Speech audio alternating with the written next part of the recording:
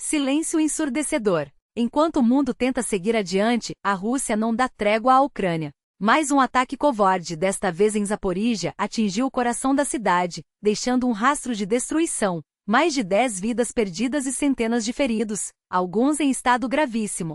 E o que dizer dos propagandistas russos, aqueles que justificam cada atrocidade? Um deles, conhecido por espalhar mentiras sobre a guerra, foi silenciado de forma brutal. Desde dezembro, seu paradeiro era um mistério, até que se confirmou. Ele estava em coma, lutando pela vida após um ataque ucraniano. Uma ironia cruel para quem defendia a violência alheia. Enquanto isso, famílias desabrigadas, sem ter para onde ir, gravaram um apelo emocionante em meio aos escombros de suas casas. Elas contam a verdade nua e crua. A Rússia prometeu abrigo, segurança, um recomeço. Mas o que receberam? Nada além de promessas vazias e a dura realidade de que seus lares foram reduzidos a cinzas. Mais uma prova de que as palavras do Kremlin não valem absolutamente nada. E você que acompanha esses relatos pode fazer a diferença. Um like, um comentário, uma assinatura no canal, pequenos gestos que ajudam a levar essas histórias adiante, especialmente quando o algoritmo do YouTube reconhece o engajamento. Se ainda não se inscreveu, agora é a hora. Cada interação conta para que mais pessoas vejam a verdade. Mas os horrores não param por aí. O ataque à base de petróleo em Ingueus, na região de Saratov, revelou-se ainda mais devastador do que se imaginava. 2 heróis do Ministério de Emergências perderam a vida tentando conter as chamas, enquanto um terceiro ficou gravemente ferido. O governador da região confirmou que o incêndio foi provocado por um drone ucraniano, e o estado de emergência foi declarado. Equipes da vigilância sanitária monitoram a qualidade do ar, mas até o momento, não houve registros de contaminação. Ainda assim, a situação é crítica. As imagens não deixam dúvidas. O alvo foi o depósito de combustível da empresa estatal Cristal, responsável por armazenar reservas estratégicas para as Forças Armadas Russas. Comparações entre fotos de satélite e registros feitos no local confirmam o ataque. E as consequências são graves. Além dos danos materiais, a logística militar russa sofreu um duro golpe. A Ucrânia não esconde sua satisfação. O Estado-Maior das Forças Armadas Ucranianas anunciou que a operação foi executada com precisão, em coordenação com unidades de inteligência e drones, visando justamente enfraquecer a capacidade de ataque da Rússia contra cidades e civis. Não é a primeira vez que alvos como esses são atingidos. Ao longo do ano passado, drones ucranianos realizaram pelo menos 81 ataques a refinarias e depósitos de combustível em território russo e nas áreas ocupadas da Ucrânia. No segundo semestre de 2024, porém, a frequência dessas ações diminuiu, especialmente entre setembro e outubro. Ainda assim, os danos foram significativos. Algumas instalações levaram meses para serem reparadas, e os efeitos no abastecimento começaram a aparecer. Os números são reveladores. 12% dos ataques miraram alvos no sul da Rússia, com destaque para o Krasnodar, 8 incidentes, Rostov 6, Belgorod 6, e as regiões de Voronezh e Volgogrado 5 cada. Pelo menos 64 desses ataques resultaram em incêndios, causando prejuízos imensuráveis. E as consequências econômicas não demoraram a surgir. Em 2024, a produção de gasolina e diesel na Rússia caiu, enquanto os preços dispararam. Especialistas como o analista de energia Kirill Rodionov explicam o motivo. As sanções internacionais dificultam a importação de peças e tecnologia, tornando os reparos mais lentos e imprevisíveis. O resultado? Menos combustível disponível, preços mais altos e um setor energético em crise. Dados da Reuters confirmam a queda na produção. 41 milhões de toneladas a menos em capacidade ociosa, o equivalente a 12% do total. Desde 2014, a indústria de refino não via números tão baixos. E como o Kremlin reagiu? Da forma mais previsível, parou de divulgar estatísticas oficiais sobre a produção de combustíveis. O Ministério da Energia russo alega questões de segurança da informação, mas a verdade é clara: as sanções e os ataques ucranianos estão estrangulando a economia russa. No início de 2024, a produção de gasolina caiu 20% e a de diesel, 11%. Os preços, por sua vez, subiram quase 11% para a gasolina e 9% para o diesel. Em dezembro, 1 litro de gasolina custava mais de 60 rublos, enquanto o diesel beirava os 70. Um ano antes, os valores eram de 54,5 e 65 rublos, respectivamente. Para conter a alta, o governo proibiu a exportação de combustíveis até janeiro de 2025, mas o estrago já estava feito. e a violência não dá sinais de trégua. Na noite de 8 de janeiro, a Rússia voltou a atacar Zaporíjia, desta vez com mísseis que atingiram infraestrutura crítica. O resultado? 13 mortos, 10 em estado grave e 131 feridos. O presidente Volodymyr Zelensky não poupou palavras. A Rússia bombardeia cidades conscientemente, sabendo que civis serão as principais vítimas. Não há nada mais cruel do que lançar bombas sobre áreas residenciais, ciente do sofrimento que causará. Precisamos de mais sanções contra Moscou e de apoio contínuo à Ucrânia, porque só a força pode pôr fim a esta guerra e garantir uma paz duradoura. A luta continua. E cada um de nós tem um papel a desempenhar. Seja compartilhando informações, apoiando iniciativas ou simplesmente mantendo-se informado, sua voz faz diferença. A verdade precisa ser ouvida, e a resistência ucraniana merece todo o nosso apoio. Juntos, podemos ajudar a mudar o rumo dessa história. Financiamento de ataques contra seus próprios cidadãos. Não se trata de uma teoria conspiratória ou de especulações vagas. São fatos documentados, provas concretas de uma operação criminosa que durou anos, orquestrada pelos mesmos que hoje bombardeiam cidades ucranianas e ameaçam a estabilidade global. Imagine por um instante, enquanto Moscou posava de parceira no combate ao terrorismo, seus agentes pagavam a grupos como o Talibã para matar soldados americanos. $200 mil por cada vida ceifada, um preço que o Kremlin considerou justo para enfraquecer os Estados Unidos. Não eram ações isoladas, mas uma estratégia deliberada, parte de uma guerra não declarada que já custou vidas inocentes muito antes de 2022. E o mais assustador? Essa rede de traição e sangue nunca foi desmantelada. Os mesmos oficiais do GRU que coordenavam os pagamentos continuam em atividade, agora supervisionando operações na Ucrânia ou planejando novas formas de desestabilizar o Ocidente. O silêncio sobre esse escândalo é ensurdecedor. Onde estão as sanções? Onde está a indignação que deveria sacudir o mundo? Enquanto a Rússia joga suas bombas sobre Kharkiv e Mariupol, enquanto seus drones atacam infraestruturas civis, seus crimes do passado permanecem impunes, e isso só encoraja novos atos de barbárie.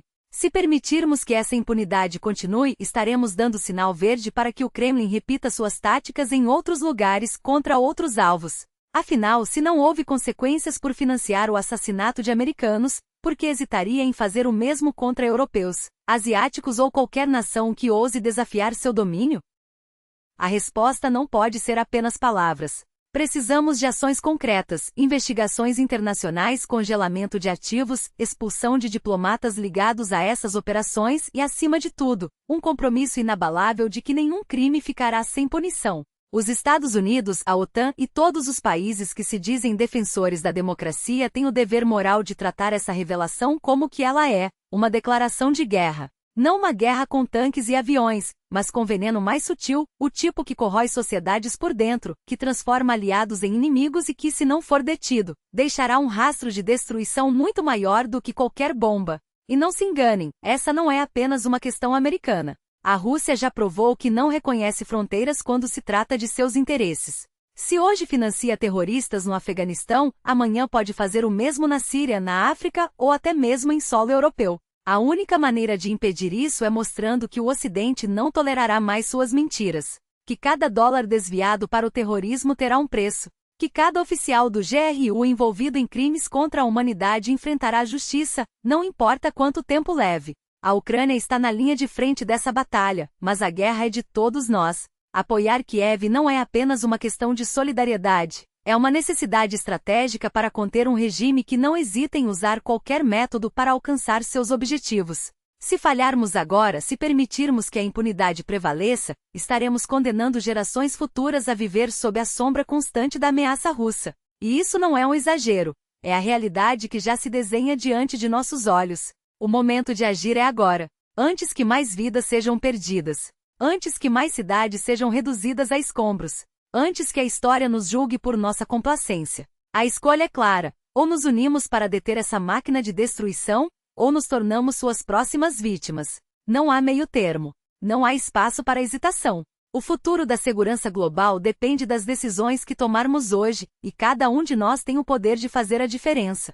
E o que isso revela é uma verdade que muitos ainda se recusam a encarar. A Rússia não está em guerra apenas contra a Ucrânia. Ela está em guerra contra o Ocidente. Uma guerra silenciosa, mas não menos letal. travada nas sombras, nos cabos submarinos cortados, nos céus sabotados, nos algoritmos envenenados e nas mãos de mercenários pagos para semear o terror. Cada ataque cibernético, cada drone abatido sobre cidades europeias, cada dólar desviado para financiar células terroristas é um tiro disparado contra a estabilidade global. E o mais assustador, o Ocidente ainda finge não ouvir os estampidos. Enquanto líderes hesitam, enquanto diplomatas trocam notas de condolências vazias, enquanto populações se distraem com debates estéreis, Moscou avança. Não se enganem, a passividade não é neutralidade. É cumplicidade. Cada dia de inação é um convite para que o agressor teste novos limites, e ele já provou que não tem limites. A Rússia não se contentará com a Ucrânia. Ela quer reescrever as regras do jogo, desestabilizar democracias, corroer instituições e, acima de tudo, provar que o Ocidente é fraco demais para resistir. E se não formos capazes de detê-la agora, quem será o próximo alvo? A Polônia? Os Bálticos? A própria América? Os fatos estão diante de nós, escancarados como feridas abertas. Não são teorias da conspiração, não são exageros alarmistas. São provas documentadas, sabotagens em infraestruturas críticas, assassinatos encomendados, campanhas de desinformação que dividem nações por dentro. E o que recebemos em troca? Discursos evasivos, sanções tímidas, promessas que se dissolvem no ar. Enquanto isso, propagandistas como Margarita Simonia e Tigran Keusayan, arautos do regime que celebram cada morte ucraniana como uma vitória, continuam a operar impunes, como se suas palavras não tivessem consequências. Como se incitar ao genocídio fosse apenas mais um post nas redes sociais. E quando a tragédia os alcança, como agora, com Keusayan à beira da morte, eles apelam para a compaixão alheia. Mas onde estava essa compaixão quando riam das vítimas de Bucha? Onde estava quando chamavam os ucranianos de nazistas, enquanto suas tropas queimavam cidades inteiras? Não há espaço para piedade aqui. Não quando se trata de cúmplices de um regime que envenena dissidentes, sequestra crianças e transforma hospitais em alvos. Se a justiça humana falha, que a vida se encarregue de cobrar seu preço. Afinal, como diz o ditado, a morte de um fascista é sempre uma festa. Mas não nos iludamos, a batalha não se decide apenas nos leitos de hospitais ou nos tribunais. Ela se decide nas trincheiras, nas salas de guerra, nas mesas de negociação onde o Ocidente ainda insiste em estender a mão para quem só sabe usar os dentes. Enquanto isso, as forças armadas russas avançam metro a metro sobre solo ucraniano. Novos ataques são registrados em Avdiivka, em Kupiansk, em direções estratégicas que ameaçam cortar linhas de suprimento e isolar cidades inteiras. Cada hora de indecisão é uma hora a mais de sofrimento para quem luta pela própria existência. E cada hora de silêncio ocidental é um sinal verde para que Putin acredite que pode vencer. O mundo mudou. As regras antigas não valem mais. Não há mais espaço para jogos de aparências, para diplomacias de fachada, para a ilusão de que o diálogo pode deter quem só entende a linguagem da força. Ou agimos agora com clareza e determinação, ou seremos arrastados para um futuro onde a barbárie não será a exceção, mas a norma. A Ucrânia não está lutando apenas por sua terra. Está lutando por todos nós, e se falharmos em apoiá-la, não será apenas Kiev que cairá, será a própria ideia de que a liberdade pode vencer a tirania. O trem da história está em movimento. Ainda há tempo para embarcar, mas a porta está se fechando. E quando ela bater, não haverá segunda chance. A guerra não espera. Enquanto hesitamos, cada minuto é uma concessão ao agressor, cada quilômetro perdido é um prego no caixão da ordem que juramos defender. As linhas de frente não são apenas coordenadas em um mapa, são trincheiras onde se decide se o direito internacional ainda significa algo ou se será enterrado sob a lama das ambições imperialistas. E não se enganem, quando a Rússia fala em libertação de povoados como Ivanova ou Nova Alexandrivka, o que realmente está em jogo é a aniquilação sistemática de qualquer resistência à sua máquina de opressão. Os relatos dos campos de batalha são claros. Não são vitórias, são carnificinas disfarçadas de avanços. Cada progresso russo é pago com rios de sangue ucraniano, com tanques queimados, com soldados enviados como carne de canhão em ondas humanas, sem apoio logístico, sem estratégia, apenas a brutalidade crua de quem aposta tudo na superioridade numérica. E mesmo assim, mesmo diante dessa desproporção, a Ucrânia resiste. Não por milagre, mas porque cada soldado que segura uma posição sabe que se ceder, não será apenas uma aldeia que cairá. Será a prova de que a tirania pode ser recompensada. Mas a guerra não se limita às trincheiras. Ela se infiltra nas sombras, nos céus, nas águas. Os drones não são mais ferramentas de reconhecimento, são armas de precisão, olhos que tudo veem e mãos que tudo destroem. Cada ataque a infraestruturas críticas, cada navio russo atingido no Mar Negro, cada depósito de munição explodido em território ocupado é um lembrete. A Ucrânia não luta apenas para sobreviver, ela luta para redefinir as regras do jogo. E enquanto o Kremlin tenta vender a narrativa de uma operação especial com resultados controlados, a realidade é que cada dia traz novas evidências de seu desespero. Quando um único drone consegue neutralizar um sistema de defesa aérea inteiro, quando um ataque noturno a um porto transforma em escombros meses de planejamento logístico, não há propaganda que consiga esconder a verdade. A Rússia está perdendo a guerra que iniciou. E é aqui que a batalha se torna nossa também. Porque não se trata apenas de fronteiras ou territórios. Trata-se de escolher entre um mundo onde as leis são respeitadas e outro onde a força bruta dita as regras. Um mundo onde a informação circula livremente ou onde governos decidem o que seus cidadãos podem ver, ouvir e pensar. Quando a Rússia bloqueia o acesso à verdade, quando censura notícias e persegue dissidentes, ela não está apenas protegendo sua narrativa, está testando até onde pode ir. E se não formos capazes de responder, se permitirmos que a mentira se torne moeda corrente, não será apenas a Ucrânia a pagar o preço. Seremos todos reféns de um futuro onde a liberdade será um luxo, não um direito. Por isso, apoiar a Ucrânia não é um ato de caridade. É um investimento na sobrevivência de nossas próprias democracias. Cada drone enviado, cada sistema de defesa entregue, cada sanção aplicada é um golpe contra a impunidade. E cada um de nós tem um papel a desempenhar. Seja compartilhando informações confiáveis, seja pressionando governos a agirem, seja sim, contribuindo financeiramente para iniciativas que garantam que a verdade continue a circular, mesmo quando regimes autoritários tentam sufocá-la. O tempo não está do nosso lado. A cada dia que passa, a porta se fecha um pouco mais. Mas enquanto houver resistência, enquanto houver quem se recuse a aceitar a rendição como destino, ainda há esperança. A história não é escrita pelos covardes. Ela é escrita por aqueles que mesmo diante do impossível escolhem lutar. E essa luta é nossa também. E a verdade é que a guerra não perdoa improvisos. Cada erro se paga em vidas, cada hesitação se converte em território perdido, cada promessa vazia se transforma em desespero nas trincheiras. E quando os números são jogados como se fossem moedas de troca, 250 mil cartuchos para dividir entre milhares de soldados, um fuzil para cada 3 ou 4 homens, não estamos falando de logística. Estamos falando de uma sentença.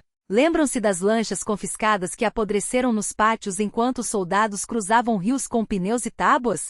Lembram-se das promessas de encher o fronte de armas que ecoaram nos gabinetes, mas nunca chegaram às mãos de quem precisa? Pois é, a história se repete, e o preço dessa repetição é pago em sangue. Não há desculpas para a negligência. Não há justificativa para enviar homens para o combate com fuzis de caça enquanto o inimigo aperfeiçoa drones capazes de enxergar no escuro, de voar em silêncio, de atingir alvos com precisão cirúrgica. Se não agirmos agora, se não tratarmos essa crise com a urgência que ela exige, estaremos condenando nossos soldados a uma guerra de facas contra metralhadoras. E não se enganem, o adversário não espera. Enquanto debatemos burocracias e contamos balas como se fossem grãos de arroz, eles avançam. Enquanto prometemos resolver em breve, eles já estão testando novas táticas, novos armamentos, novas formas de nos sufocar. Os drones de fibra ótica, lentos e previsíveis hoje, amanhã serão rápidos, letais, indetectáveis. E quando esse dia chegar, não haverá tempo para improvisar. Não haverá espaço para arrependimentos. Ou nos preparamos agora, ou seremos esmagados depois. Mas há um caminho. Há sempre um caminho para quem recusa a rendição. A 155ª Brigada Ucraniana, apesar de todos os seus problemas, a pressa na formação, os erros de comando, a falta de preparo mostrou algo fundamental: resiliência. Mesmo com as falhas, mesmo com as perdas, eles resistiram. Seguraram a linha. Adaptaram-se. E isso não é sorte. É o resultado de líderes que, mesmo diante do caos, escolheram não desviar os olhos. O comandante Syrskyi não varreu os problemas para debaixo do tapete. Ele os enfrentou, publicamente, com transparência, e mais importante, com ação. Reforços foram enviados. Oficiais experientes foram designados. A cadeia de comando foi reestruturada. Porque no fim das contas não são as armas que vencem guerras. São as pessoas. E pessoas precisam de confiança. Confiança na liderança. Confiança no sistema. Confiança de que quando um soldado levanta a mão e diz precisamos de mais munição, alguém, em algum lugar, estará ouvindo. Não amanhã, não na próxima semana. Agora. Essa é a diferença entre uma força armada que se desintegra e uma que se reinventa. A Ucrânia já provou que sabe se reinventar, mas a reinvenção exige mais do que palavras. Exige recursos. Exige prioridades. Exige que cada promessa feita no calor do discurso seja cumprida no frio da realidade. E aqui está a verdade incômoda: não há mais margem para erros. Não há mais tempo para aprender com os fracassos. Cada dia de atraso é um dia a mais de sofrimento. Cada bala que falta é um soldado a menos. Cada drone que não é abatido é uma posição perdida. A guerra não espera por ninguém.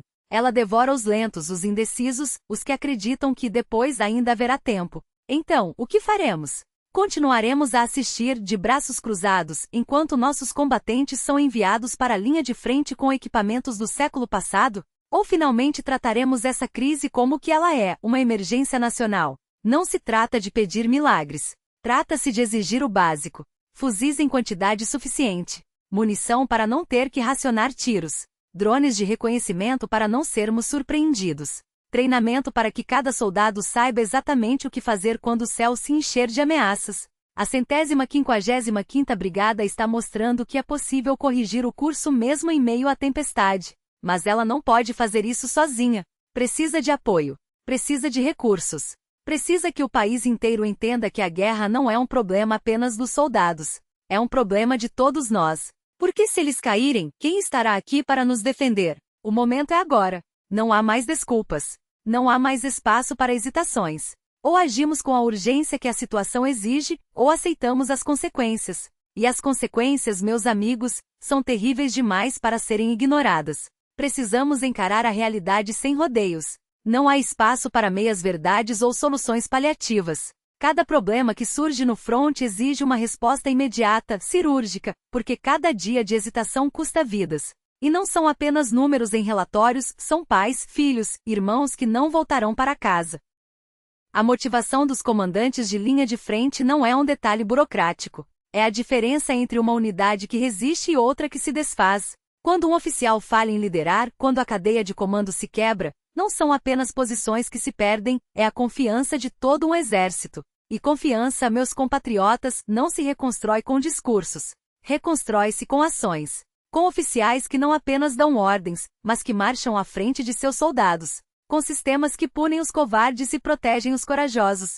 Com uma linha direta entre o soldado na trincheira e o comandante que decide seu destino. Não estamos aqui para maquiar a realidade. Brigadas como a 155ª enfrentam desafios reais, dispersão de tropas, falta de coesão, falhas na logística. Mas também mostram sinais de que a mudança é possível. O desenvolvimento de drones táticos, a implementação de sistemas como o Exército Plus, o armamento de ponta fornecido pelos nossos aliados, tudo isso prova que quando há vontade, há soluções. O que falta não é capacidade. É a coragem de admitir os erros e a determinação para corrigi-los.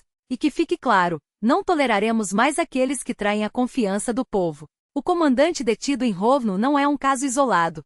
É um sintoma de um sistema que por muito tempo permitiu que a impunidade florescesse. Mas hoje esse sistema está sendo desmantelado. Hoje quem abandona seu posto, quem deserta, quem coloca a vida de seus companheiros em risco, responderá perante a lei. E não serão apenas palavras. Serão anos atrás das grades. Porque a justiça nesta guerra não é um luxo, é uma necessidade. Vocês já viram como funciona do outro lado. Enquanto nós debatemos, corrigimos, melhoramos, a Rússia continua a enviar seus soldados para a morte como se fossem peças descartáveis. Comandantes como Alexei Barinov, que preferem sacrificar vidas a admitir que seus homens estão feridos ou exaustos, são a prova de que o inimigo não tem limites. Mas também são a prova de que sua fraqueza é estrutural. Eles não têm o que nós temos, um exército que aprende, que se adapta, que se recusa a aceitar a derrota. A Ucrânia não é perfeita. Nunca foi. Mas é um país que olha para seus problemas de frente e os enfrenta. Que escuta seus soldados. Que responde à crítica com ação, não com negação. E é por isso que mesmo diante de todas as dificuldades, ainda estamos de pé. Ainda resistimos. Ainda lutamos. O caminho à frente não será fácil. Haverá mais erros, mais ajustes, mais dor. Mas também haverá vitórias. Porque cada soldado que se levanta, cada comandante que assume sua responsabilidade, Cada cidadão que exige mudanças é um tijolo na muralha que nos protege. E essa muralha não cairá. Então, quando ouvirem aqueles que dizem que não há esperança, lembrem-se, a esperança não é um sentimento. É uma escolha. E nós já fizemos a nossa. Agora, é hora de transformá-la em realidade. Eles chamam isso de ordem de disciplina, de sacrifício necessário. Mas o que realmente é? Uma máquina de moer vidas, onde os fracos são esmagados e os fortes se alimentam dos restos. Onde um oficial bêbado pode decidir o destino de centenas com um gesto preguiçoso, e onde a impunidade não é um erro do sistema, é o próprio sistema. Porque essa não é uma guerra. É uma engrenagem. E engrenagens não têm moral. Não têm compaixão. Elas apenas giram, triturando tudo que toca em seu caminho, soldados doentes lançados em ataques suicidas, civis abandonados entre escombros, famílias inteiras transformadas em refugiados em sua própria terra. E aqueles que ousam reclamar, são silenciados. Ou pior, são usados como exemplo. Olhem para Mariupol. 3 anos depois, as promessas ainda são escombros. Casas demolidas, vidas desfeitas e no lugar delas, prédios reluzentes para quem nunca pisou naquela terra. Eles falam em reconstrução, mas o que realmente reconstruíram? A confiança? Não. A dignidade? Menos ainda. O que fizeram foi erguer muros, não para proteger, mas para esconder. Para que ninguém veja os rostos daqueles que acreditaram, que esperaram, que agora mendigam por um teto que já foi deles. E não são só eles. Em cada canto desse país, a mesma história se repete. Em vilarejos esquecidos, onde estradas viram lama e hospitais viram memórias. Onde um homem quebra a perna e morre esperando por socorro, porque o sistema prefere deixar um corpo apodrecer a admitir que falhou. Onde crianças viajam horas em carroças porque o Estado não consegue, ou não quer, consertar uma ponte. Onde usinas desabam, escolas fecham, e a única resposta que recebem é um prazo vago para 2030. Eles dizem que é por causa da guerra. Mas a guerra não é a causa. É a desculpa. A verdade é que esse colapso já existia antes dos primeiros tiros. A guerra apenas escancarou que sempre estiveram dispostos a ignorar. Que um país que trata seus soldados como carne e seus cidadãos como peso morto não merece lealdade. Não merece sacrifício. Não merece nada além do desprezo. Mas aqui está o detalhe que eles não querem que vocês vejam. Essa máquina não é invencível. Ela só funciona porque alguém ainda acredita nela, porque alguém ainda obedece, porque alguém ainda fecha os olhos. E se cada um que lê isso, cada soldado que recusa uma ordem absurda, cada civil que exige respostas, cada voz que se levanta contra a mentira, decidir que não será mais uma engrenagem, então a máquina emperra. Ela rende. Ela para. Eles contam com o seu medo, contam com o seu cansaço, contam com a ideia de que nada pode mudar. Mas a história não é feita por aqueles que aceitam o mundo como ele é. É feita por aqueles que se recusam a aceitá-lo. Então escolha. Você será o que faz a máquina girar? Ou o que a quebra? Eles querem que você acredite que o frio é inevitável. Que as caldeiras quebradas, os canos congelados, as noites sem aquecimento são apenas problemas técnicos. Como se a incompetência fosse um fenômeno natural. Como a neve que cai lá fora. Mas não é. É escolha. Escolha de um sistema que prefere gastar bilhões em bombas e tanques a garantir que uma criança não durma com os dedos roxos de frio. Escolha de governantes que culpam os cidadãos por roubar água quente, enquanto eles mesmos desviam rios de dinheiro para guerras que ninguém pediu. Eles contam com a sua resignação. Com a ideia de que se você reclamar, nada vai mudar. Afinal, sempre foi assim. Mas sempre foi assim porque sempre houve quem aceitasse. Sempre houve quem baixasse a cabeça e murmurasse, é assim mesmo, enquanto os mesmos burocratas, os mesmos corruptos, os mesmos indiferentes se refestelavam em gabinetes aquecidos, tomando chá às custas do seu sofrimento. Olha ao redor, as ruas estão cheias de gente que já não aguenta mais. Gente que sabe que o problema não é a caldeira quebrada, é a máquina inteira, enferrujada, podre, feita para sugar até a última gota de dignidade antes de jogar você de lado. E essa máquina só funciona porque alguém ainda alimenta. Alguém ainda acredita que obedecer cegamente é mais fácil do que quebrar o ciclo. Mas e se desta vez, você não obedecer? E se, em vez de aceitar o frio, você exigir calor? E se, em vez de culpar o vizinho que liga o chuveiro por 5 minutos a mais, você apontar o dedo para quem realmente rouba, para quem desvia, para quem mente, para quem prefere ver um país inteiro tremer de frio a abrir mão de um mísero centavo de poder? A história não é feita pelos que se calam. É feita pelos que gritam, pelos que se recusam a ser vítimas, pelos que transformam a raiva em ação, o desespero em resistência. Então pergunte a si mesmo: você vai ser mais um a amaldiçoar o inverno, ou vai ser o que acende a fogueira?